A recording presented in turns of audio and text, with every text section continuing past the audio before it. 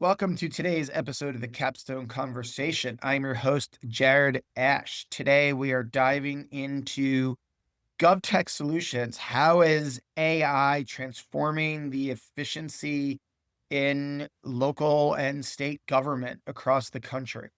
Today we are joined by two founders and CEOs of their company, John Kokot from Civic and Roger Lynn from Legislaide. Welcome, gentlemen. Appreciate you being here. Hey, thanks, Jared. Appreciate it.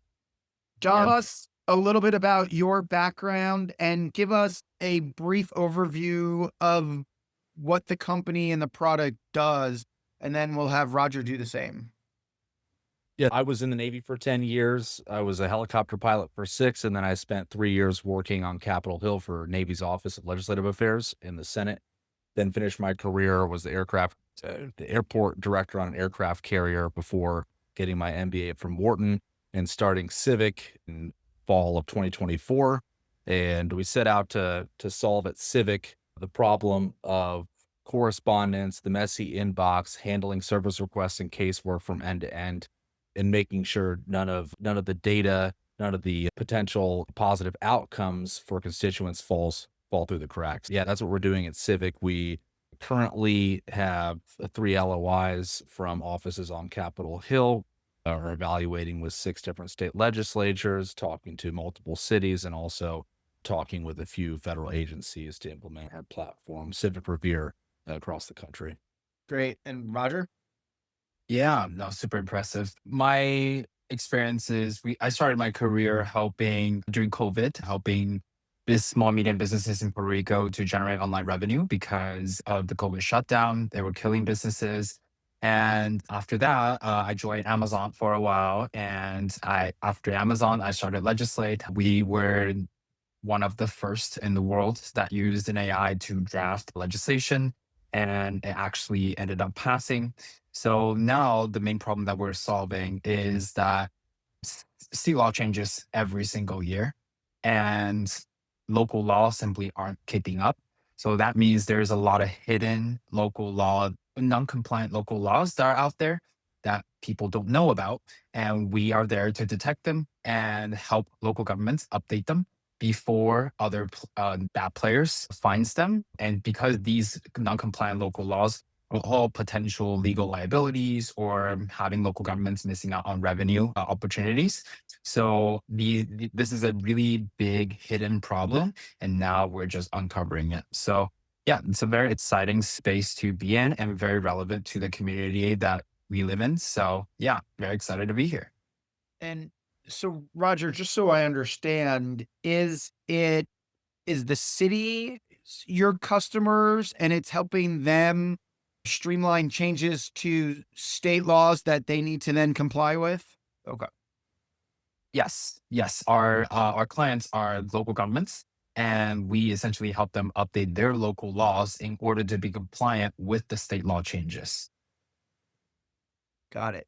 Okay, so one of the things I keep harping on to cities, and John, you and I have talked about this, is how can AI tools such as those from both of your companies help make city workers, special districts, legislators, how can this help them be more efficient, not take away their jobs, not threaten their jobs, but be more productive as a tool for them?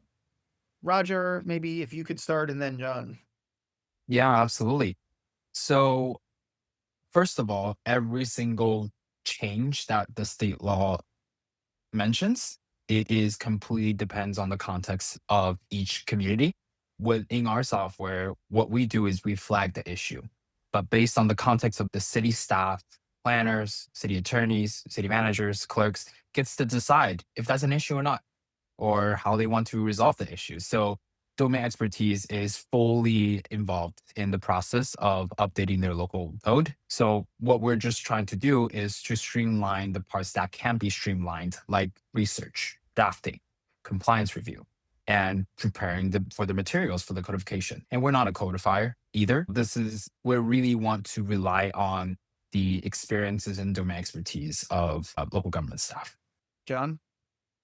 Yeah. And so what we found is that at city, state levels of government, there are a lot of disparate applications that people are using across. You've got your inbox, Outlook, or Google, your calendar, your spreadsheets for tracking your CRM and database, maybe SurveyMonkey, Constant Contact, MailChimp. You've got all these different applications that you use to maintain both constituent communications, but also tracking service requests from start to finish. There are obviously a lot of other players in this space, but what we found is that being integration first platform enables you to collect all of that data into one platform, ours, which is called Civic Revere, and then use AI to do a lot of functions across the workflow, from intake and categorization and selecting different topics, different issues into folders that can then be routed to the right staff members of a team, to helping draft responses that are actually tailored and customized to constituent requests instead of constituents often receiving maybe generic letters.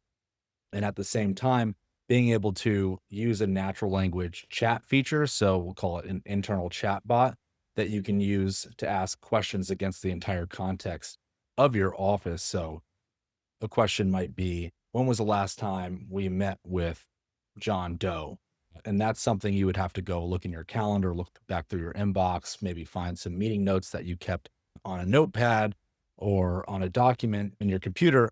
And now what you can do is ask that question against the Civic platform and the whole context of your office and be able to retrieve that nearly instantly, as well as auto-generating meeting briefs for upcoming meetings and other functions that really take a lot of time out of a staff member's day that can be done more efficiently and actually more effectively by leveraging the entire context of your data room. And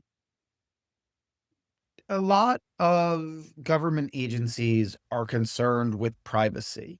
Having a third party control their data, protecting the integrity of that data and of constituents.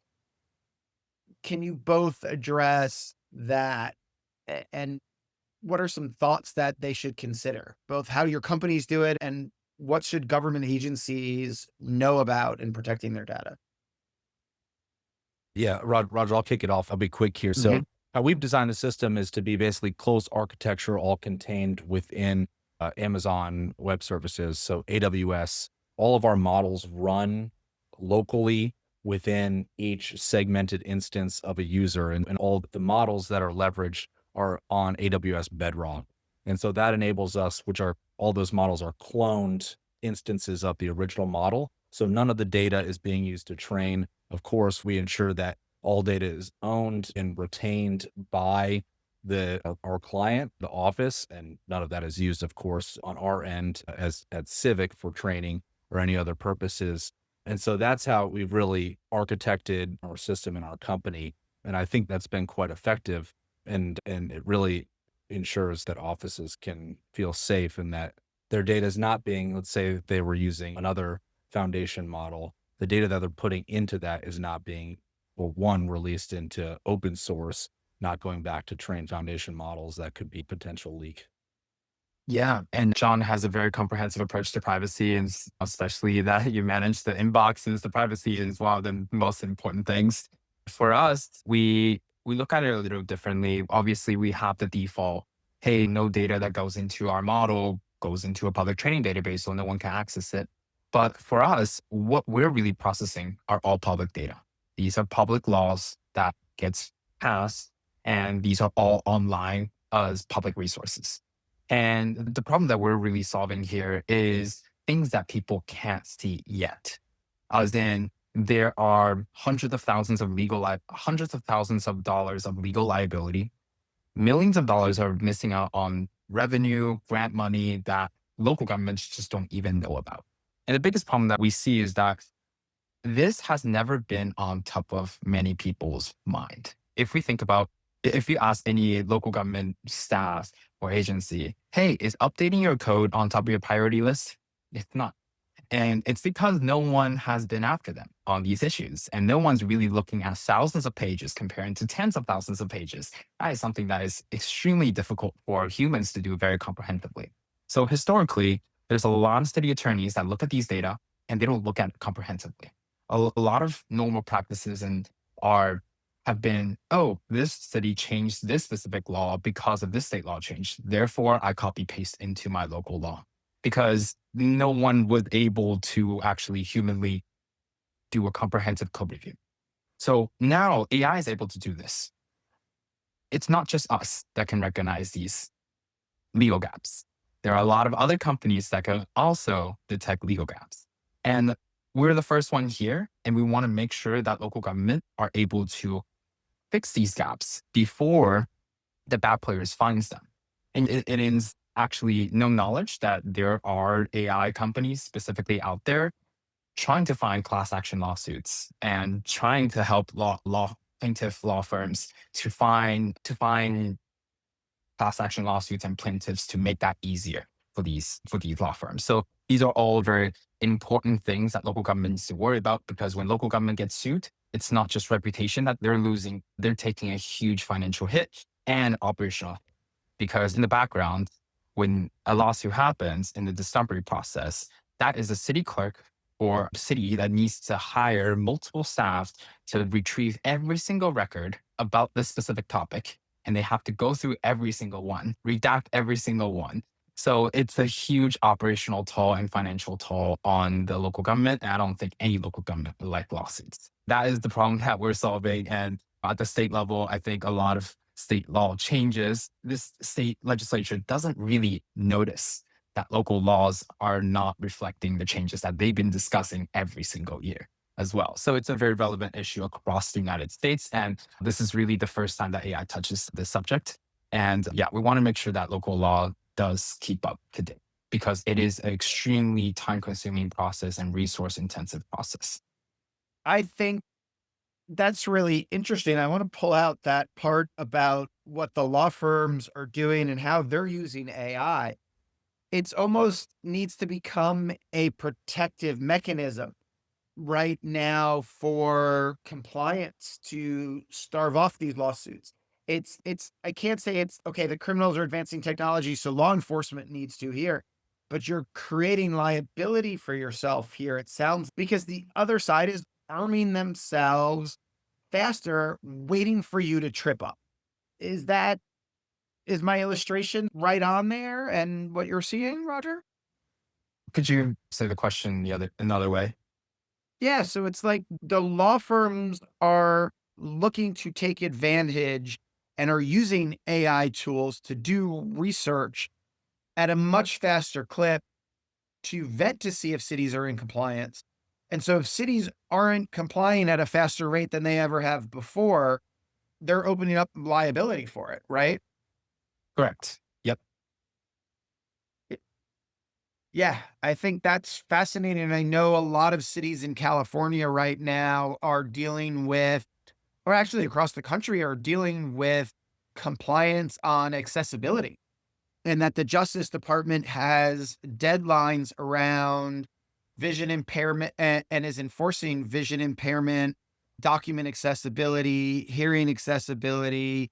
And I think it was as of maybe April 1st or May 1st, cities of over 500,000 had to be compliant.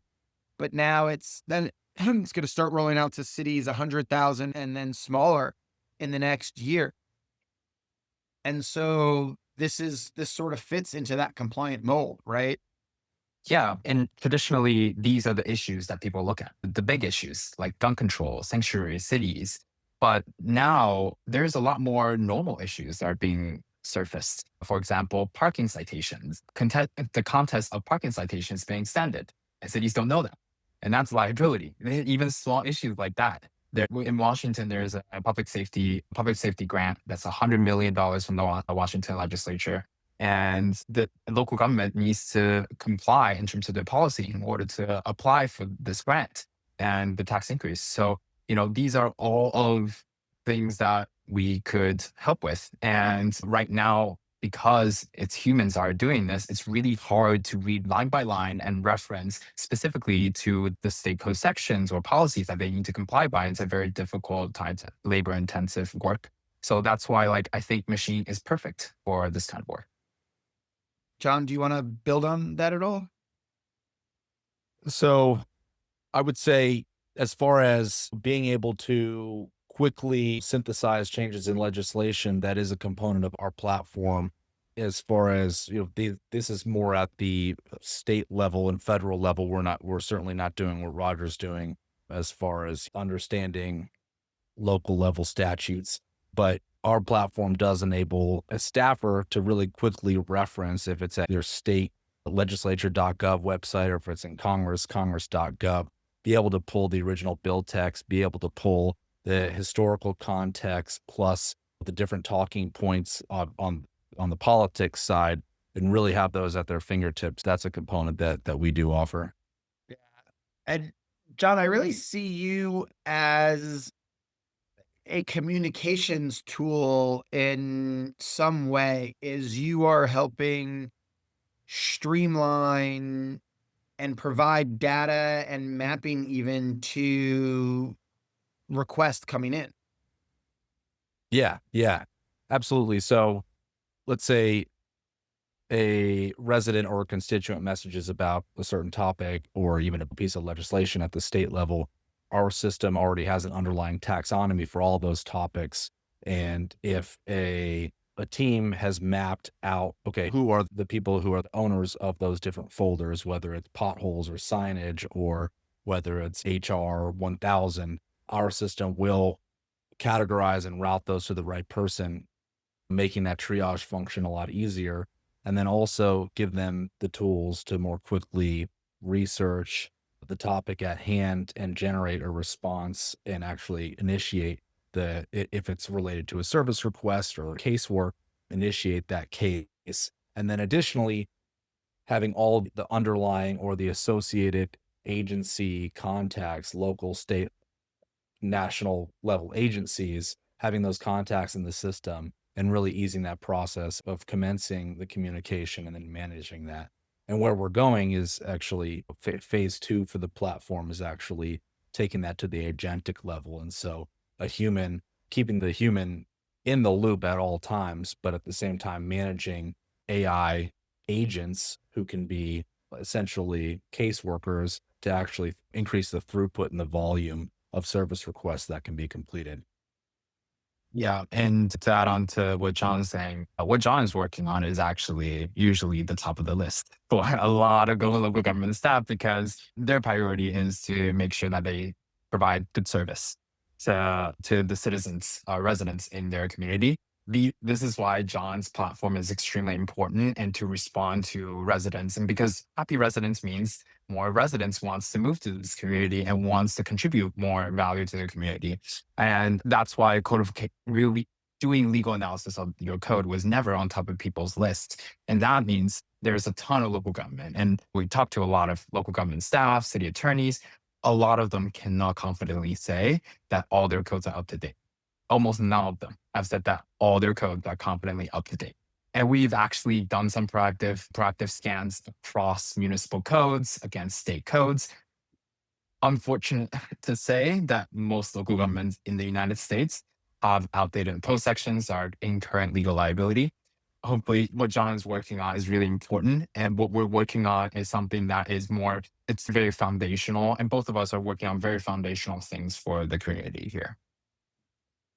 If you're talking to a government official, what top concerns did they have just about AI, doing air quotes here for those just listening? What are they saying they're concerned with for AI and adopting this software and in any capacity? I'm happy to Yeah. take that one first, Roger, and then pass it over to you. Yeah. The it's There have been, I would say, a handful of concerns. I think the main one is the fidelity of, I would say, AI responses. And we haven't I think one of the cases that comes up a lot in conversation is the public facing chatbot. And we have not delved into that arena yet because I think there's a ton of liability that comes with that. And there are a lot of edge cases and almost an endless amount of edge cases that are really problematic for a public facing chatbot. So we've kept that internal. And that's one of, I would say, the sort of structural safeguards that we have to that basically only internal staff are running the AI systems. But then another one is in the fidelity of answers. One of the functions of our platform is helping generate responses, doing the initial research on an incoming message to help quickly respond accurately and effectively to that.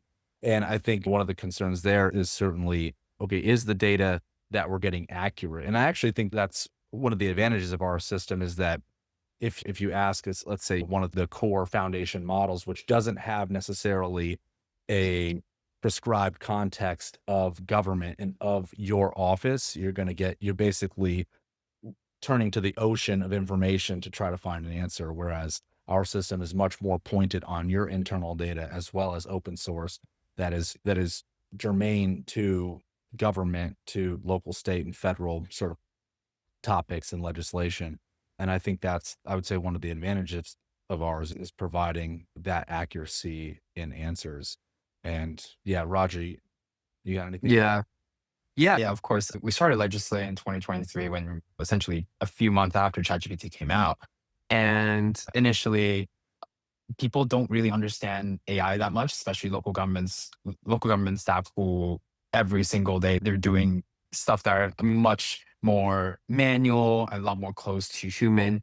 And so there was a lot of misconceptions about what AI is in 2023, 2024. And when we were going out there, but at the end of last year, around 2025 and 2026, this is when we start talking to local government folks.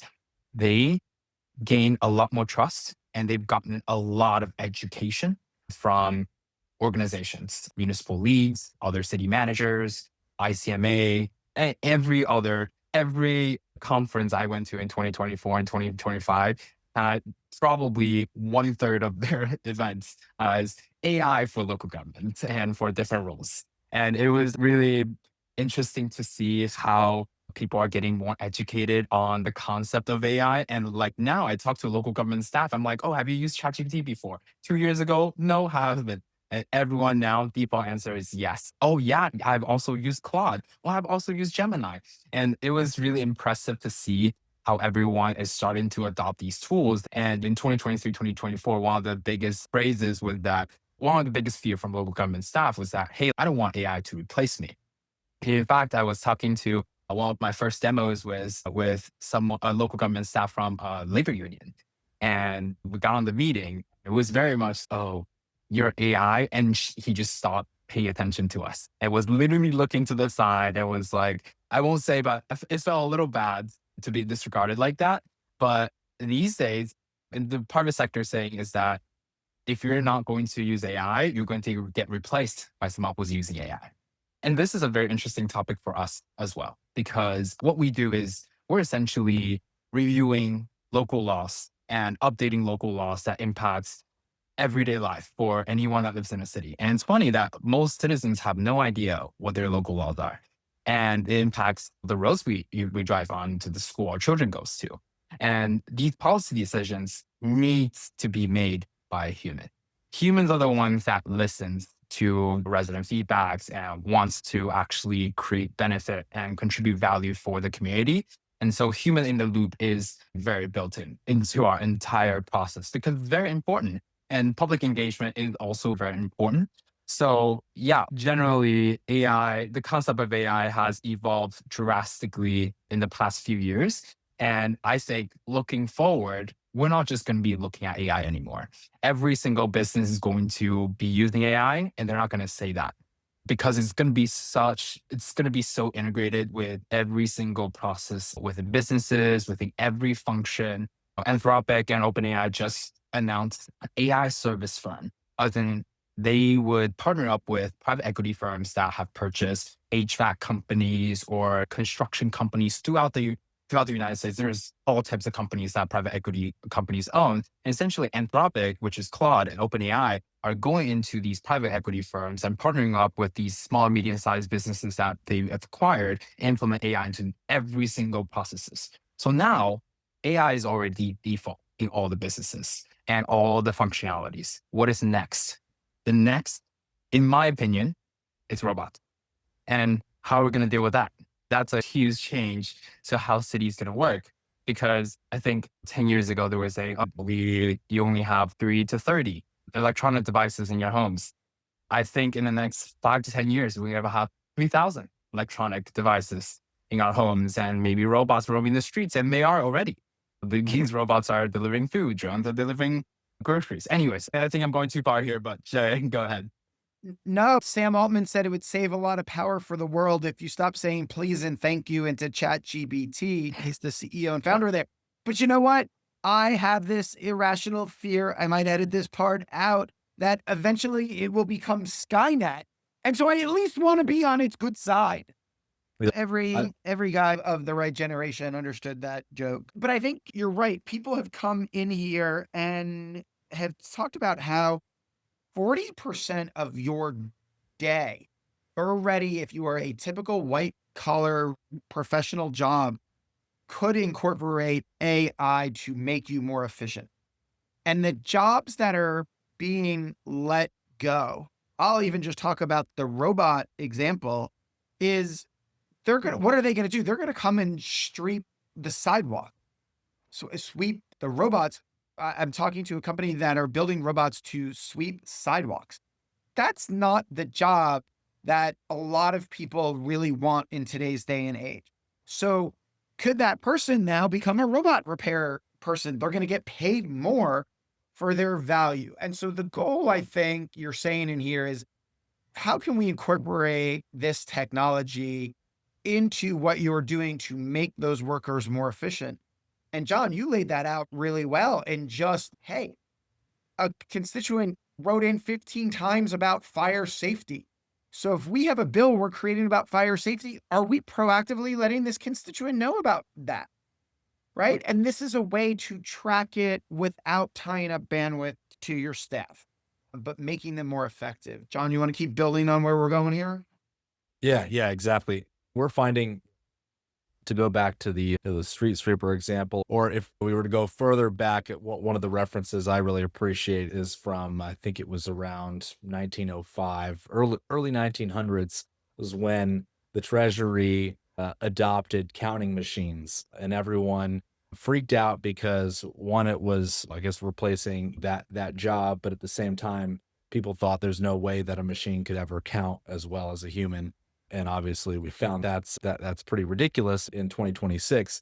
And I think the functions that we are automating within an office, that process of the initial intake and reading, the metadata tagging to constituent profiles, the sorting, that's taking up a huge amount of time with state legislatures and congressional offices, and especially in large cities as well, where they have significant amount of resident inbound.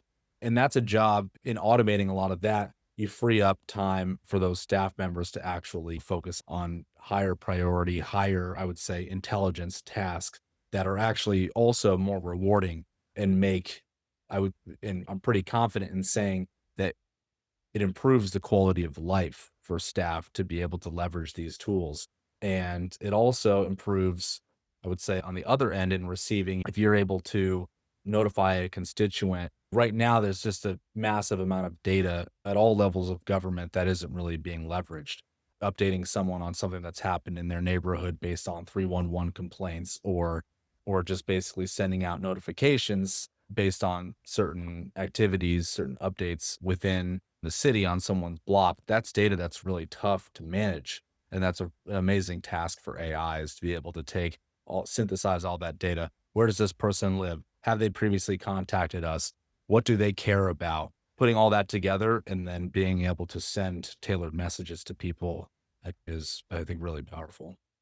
Yeah. And it's not just tailored messages. I think when I was throughout my years of engaging with local government folks, the most the best stories I've heard are always folks getting an inquiry through phone or email, and they show up physically at their home to help them. Oh, okay, let me move this tree for you. Oh, you got a noise complaint from the neighbors. Yes, we're not legal. It's legally okay, but I'm going to go knock on doors for you to talk to them. And these are the things that really AI cannot take away and robot cannot take away. It's the human touch. It's the strategic thinking on what do you use, how do I think this solution can be solved in a human way? And that's something that AI and robots would never be able to take away. And I want to add a little bit on top of this. We've never intended for AI to replace human work. However, don't quote me on this. This is a conversation I got from last week at a conference. There was the clerk in Texas that said the following. There are guidance from some organization, from the manager level, saying that they need to evaluate every single new staff that they're going to hire and see if there are AI tools out there that could potentially do their work. So that means they have to evaluate AI tool before making a new hiring decision.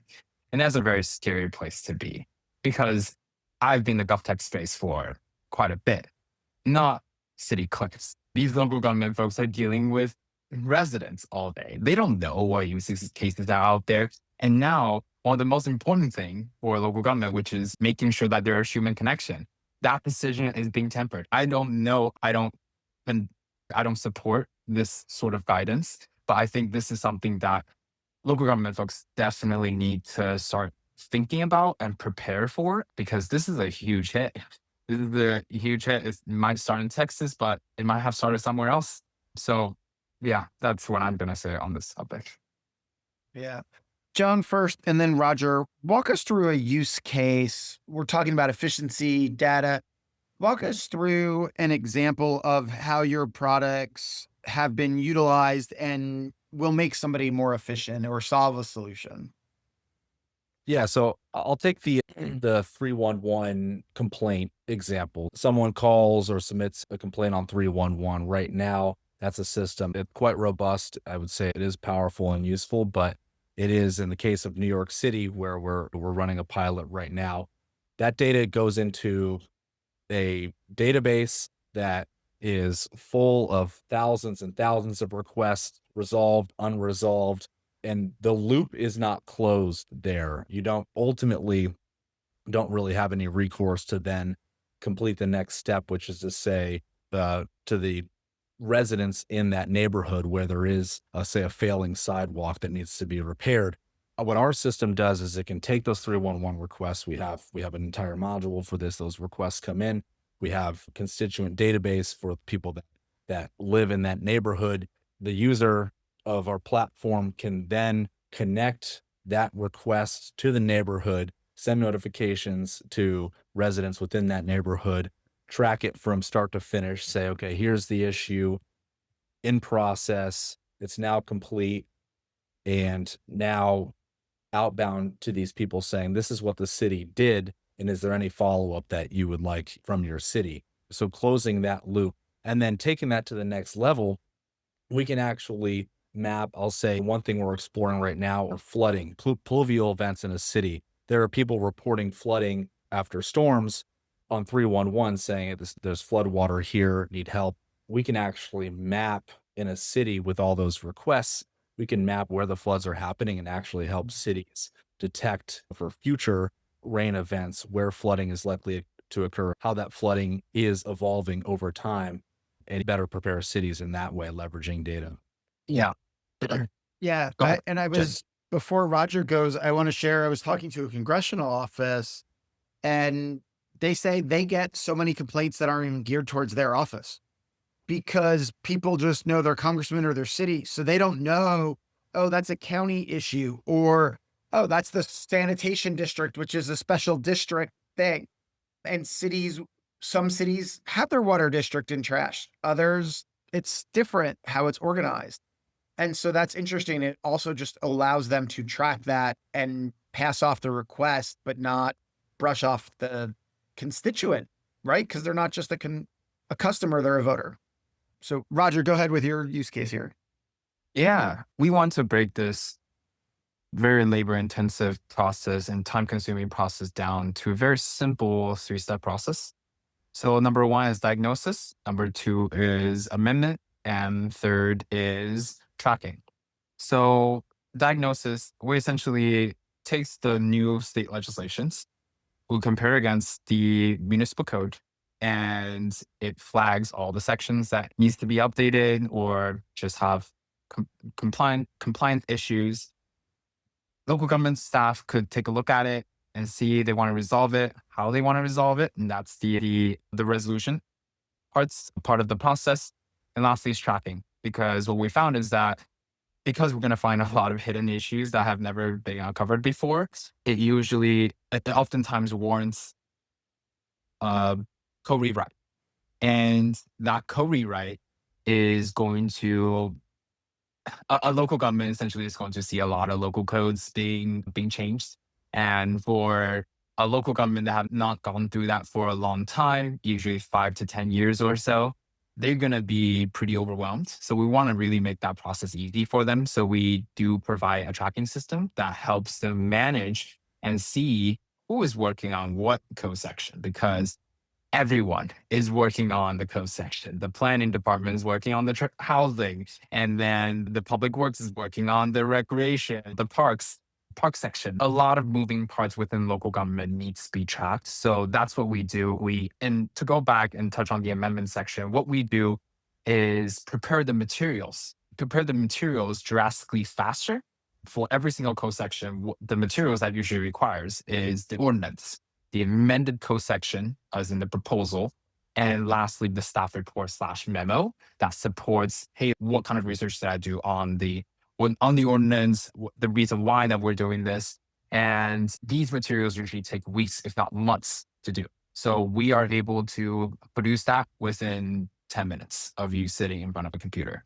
And then after that comes the hardest part. After you have all those materials, you can go to the council and actually trying to discuss these issues with the council members. And what's interesting about that is usually the most time-intensive process, because there's a lot of back and forth with the council members on these changes, because these are policy ideas, policy changes that actually impacts people's daily lives. But when we first started in 2023, one of the biggest thing I learned was that the legislative process to pass a law takes 6 to 18 months for one single law. That's why a lot of local governments don't pass a lot of laws, if you actually look into it. And the extended legislative process makes people feel like, oh, local government doesn't change. I'm going to have a problem and they're not going to address it for a year or two. And I think when we get into that mode of hey, we're discovering issues that we've never discovered before, and we now have 5 code sections that we need to change, and we're submitting to council. Council will very much look at not just one single issue anymore and discuss for months. They're going to be looking at 5 different issues in one session. And okay, we're in problem solving mode. Let's get this through so that we stop incurring legal liability. So it adds so much urgency to what we're doing. And I think a more accelerated legislative process, yes, it has its risks, but also it will reflect on daily lives on, hey, local governments are changing and they're trying to be better for the residents, or yeah. So yeah, that's what I'll say on that. Great. All right. Last simple question, John, and then Roger. How do people learn more about your company and connect with you guys? So our website is get-civic.com. We have a lot of information on there on the solutions and use cases. I'm at john@get-civic.com. Great. And Roger? All right. Our company name is Legislaide. It's LEGSLAIDE. And my email is roger@legislaide.com. So yeah, look us up. Great. I appreciate you both being here. John Kokot from Civic and Roger Lin from Legislate. Appreciate you guys and your insights into how technology is evolving local government. Thanks, Jared. Thanks, Jared. Appreciate the time. Yeah, appreciate the conversation. Thanks for the input, John.